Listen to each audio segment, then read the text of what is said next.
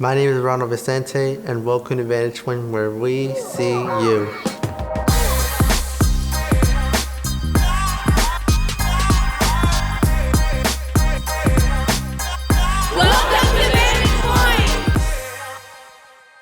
Cleveland will be hosting the talent show on April 4th from 6 to 8 p.m.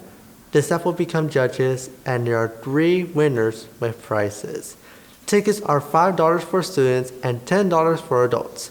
Come support your classmates and their performances in the talent show. See you there! Did you know Cleveland offers dental services at our campus? Well, ICHS will come to our school and will provide dental services such as cleanings, fillings, exams, extractions, and many more. They will come to Cleveland in these following dates, and they are coming April 11th. Please visit the ICHS website at ICHS.com for more details. Eagles, there is still time to order your yearbook, and it's $60. You can pick up a pre-order form in room 1162, or you can pay on school pay. They will arrive in June before graduation. Please order before they sell out. Prom details have been revealed. The theme for this year's prom is La La Land, and it will be on May 31st from 7 to 10 p.m. at Olympus Sculpture Park. Spring break is coming up on April 14th to 18th. We hope you guys will enjoy your spring break. Our Cleveland staff had to deal with budget cuts again this year, and students and families raised their voices at the district school board meeting on March 12 at the John Stafford Center. Here are the footages.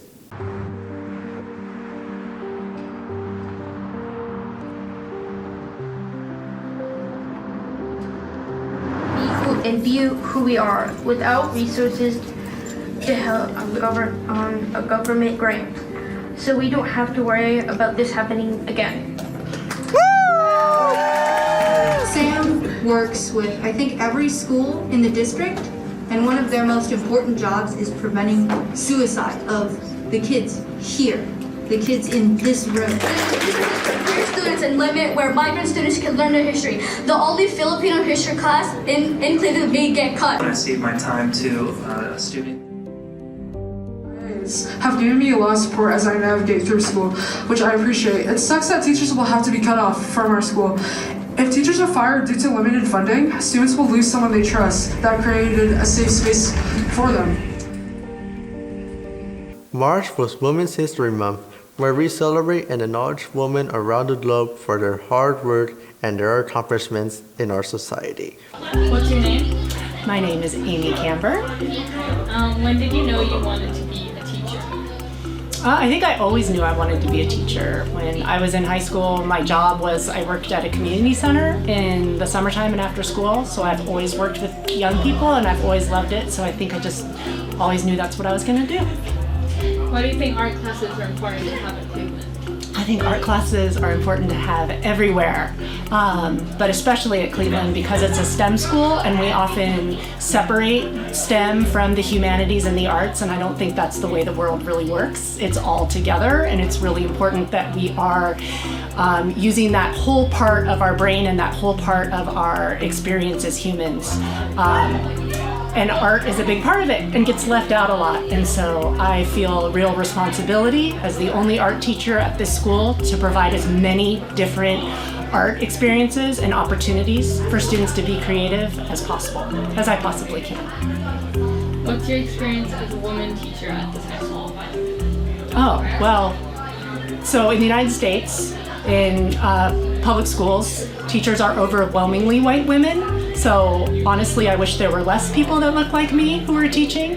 And I think about that a lot when I'm teaching, that I am part of this dominant culture. So I have to think a lot about my own biases and that I'm making sure that I'm just constantly open and being self-reflective and critical of my practice as an educator.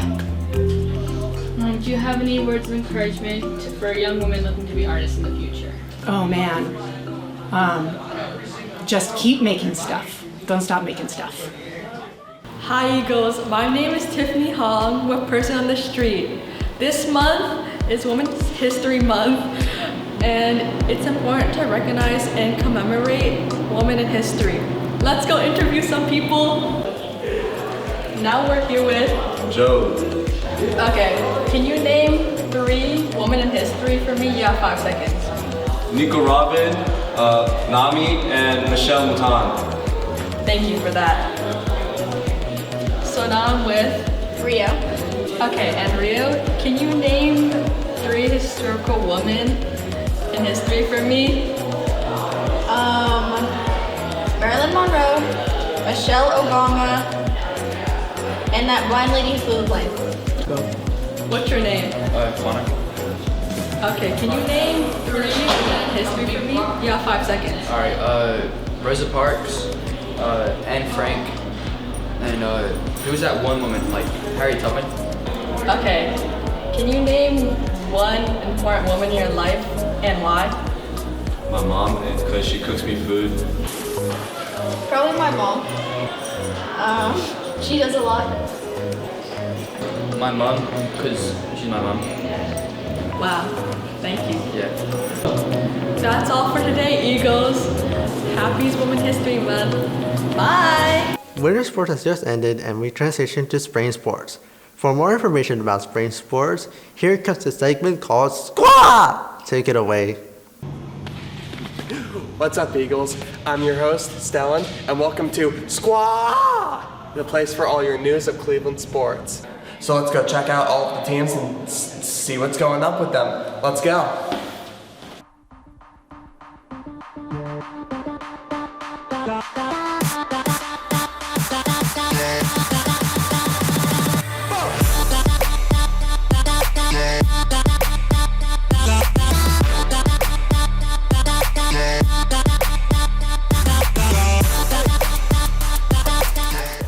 First, let's cut over to Cal for some track and field interviews.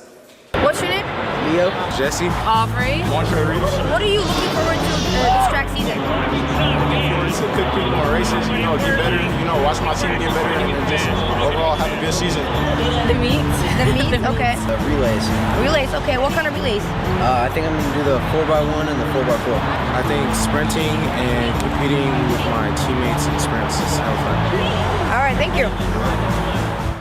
And now let's get some more interviews, but this time from your Cleveland tennis players. And here I am with Chloe and Sophia. What is your favorite thing about tennis at Cleveland? I get to hang out with all my friends during match days, which is pretty fun. Yeah, it feels nice to be able to hang out with all your friends. And you, what does a typical day of training look like for you? Well, we first start with warm-up, which is like running laps around Jefferson, and then we usually practice like our forehands, our backhand, and then we have like dynamic stretching and static stretching, and yeah, that's it. Nice. Thank you so much. Here we are with Joe and Kevin. And Joe, Kevin, what is your favorite thing about tennis? Honestly, I like looking at the rackets, man. They're beautiful piece of art. Yeah. Yeah, the rackets definitely look interesting. And you? I like doing volleys and overheads because they feel very satisfying. It actually kind of sounds satisfying now I think about it. And you guys, what do you guys do for practice? Usually we do a lot of running for stamina training and conditioning, and we do a lot of drills. Yeah. How about you? Like what Joe said, every day the coach tells us to run a lot, and we do a bunch of drills, and yeah, that's basically it, yeah. What do you guys think is unique about the sport of tennis? Well, the courts are big, man, and you hit balls. Some pretty big courts, eh? Yeah. And you? Unlike pickleball, you can actually slam the ball into the ground, which I really like. All right, both of you, thank you for my time.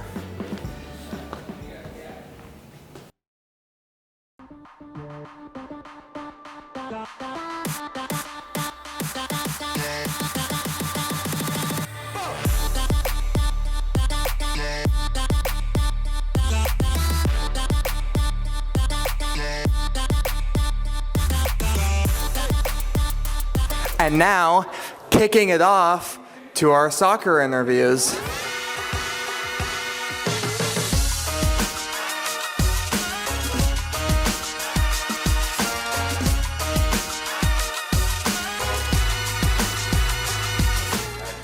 What's your name? I'm Conrad. Patrick. Ariel. Brian. What's your favorite part about playing soccer for Cleveland?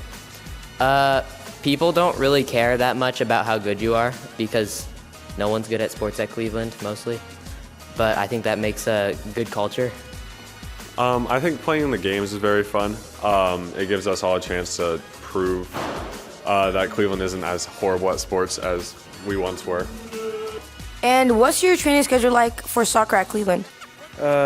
Before we start, we make 4 quick laps around the field. After that, we do some stretching for 15 seconds. And after that, our coaches makes us do some passing drills. I want to say it's the best, but it's something. We sometimes either finish it off with a little scrimmage or just a meeting to talk about future games. And now an interview from your Cleveland varsity captain. Hi, what's your name? My name is Brian. And what grade are you in? I'm a senior. And how has being a captain for the Cleveland soccer team impacted you and your teammates' experiences? Well, being a captain, you just got to be a leader, guide the team, and uplift them to be able to be confident in themselves. And one more question. How do you plan to win this season? I plan to win this season by the players we have and the teamwork we will make. All right, thank you. That's all for now, Eagles, and we'll see you next time on SQUAA! Alright everyone, we are going to send our camera and our mic outside the campus where Akio and Peter are presenting the segment Person on the Street. Or I should say, Person on the Road. Take it away. Hi Eagles, I'm Akio, and today we're doing something a little bit different. This is Person on the Road. Today, we're doing senior carpool karaoke. The first level of difficulty is playing a 5-second clip from where the interviewee wants to play the song from. The second level is that we have to sing it, me and the cameraman. The third level of difficulty is that the interviewee has to sing it blind karaoke style. Hi, I'm Akio. I'm here with Alex, I'm a senior. Jaden, I'm a senior. Christine, I'm a senior. Sank. Cassandra. Tian. For round 1, from what time do you guys want me to play the song? 30 seconds. 30 seconds. In 3, 2, 1. Bitch! Oh. How do you? I know! Tell me your answer in 3, 2, 1. Passion fruit. My Drake. My Drake. Yes, yeah. 30 seconds. Like 30, 40, 30 seconds. 3, 2, 1. Go. Oh my god, I know it. No, I can't remember the title. Oh, okay, I got it. Okay, on the count of 3. 1, 2, 3. Whiplash by aespa. Wow. Where would you like to start? Let's start in the middle. Are you ready? Yes. Okay. In 3, 2, 1.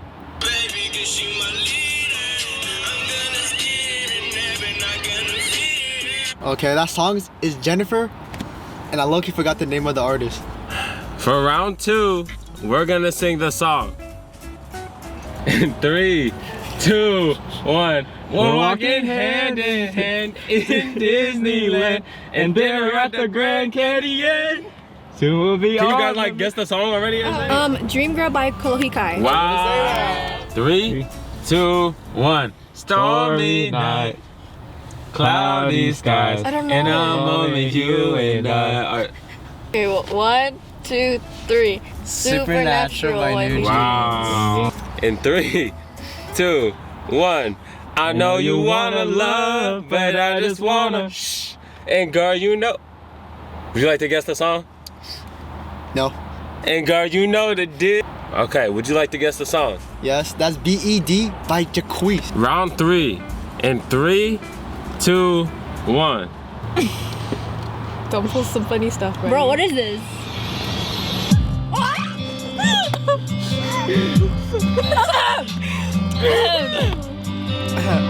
Take my hand, take a breath.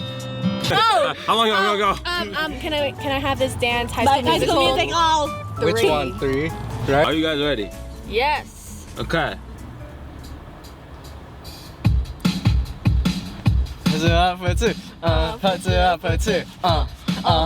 You got it right. In 3, 2, 1. This is Sing King intro. Hold on.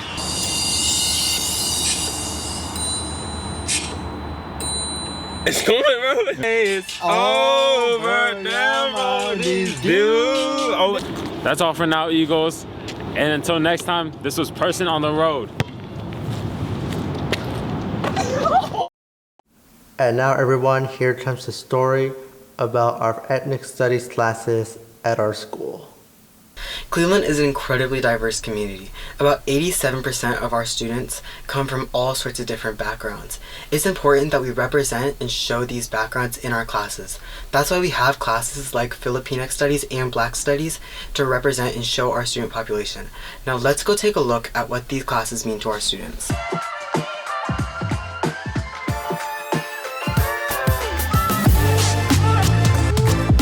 So why did you choose to take this class? I feel like that we don't get a lot of representation of other ethnic studies. I chose to take this class because I knew that it was different than the other humanities classes. I chose to take this class because I thought it would be really good to just be involved in the community, especially with the Southeast Asian community, just because I'm part of it. Because all the history that I've learned in my life, being all through school from elementary to middle school to even now, they teach you the same thing over and over again about these white leaders are just so great and they did this and they did that, and then you find out the actual truth and it's like, wow. I chose to take this class because I wanted to learn different history other than American history. Having taken this class, I'd say the reason I ended up sticking with it is because the learning style was just a little bit different, and I felt like we were getting better exposure to using real-world tools like reading through articles, learning our rights, and applying it to issues that are happening right now. And I still remember my very first American Ethnic Studies class, and it was the class where I felt like I was finally understanding why my communities were facing the issues they were facing. And I was finally understanding that it's not accidental, it's on purpose, and that our communities have always fought back and have always created new ways. Yeah, I think one of the biggest reasons I even became an educator was because of folks teaching me my own history, not even in schools, and club spaces and homes and stories from like my parents, elders, and I think that was really powerful for me, and I wished that I knew that growing up.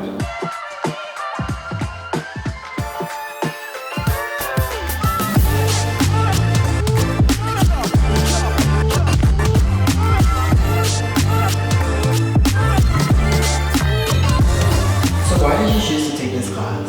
I thought it would be a really good opportunity for me to learn about Black history and just engage with my peers, I guess, to have meaningful conversations about things that I actually care about and wanted to learn and hear other people's ideas. So as a person that is Black, I didn't have the representation growing up, so I chose this class so I can learn more about my culture.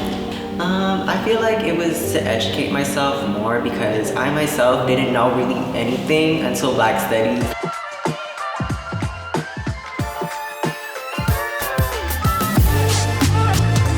And that's how we wrap up our 4th episode of Vantage Point. Until next time, I'm Ronald Vicente. Stay flying, Eagles, and keep soaring on.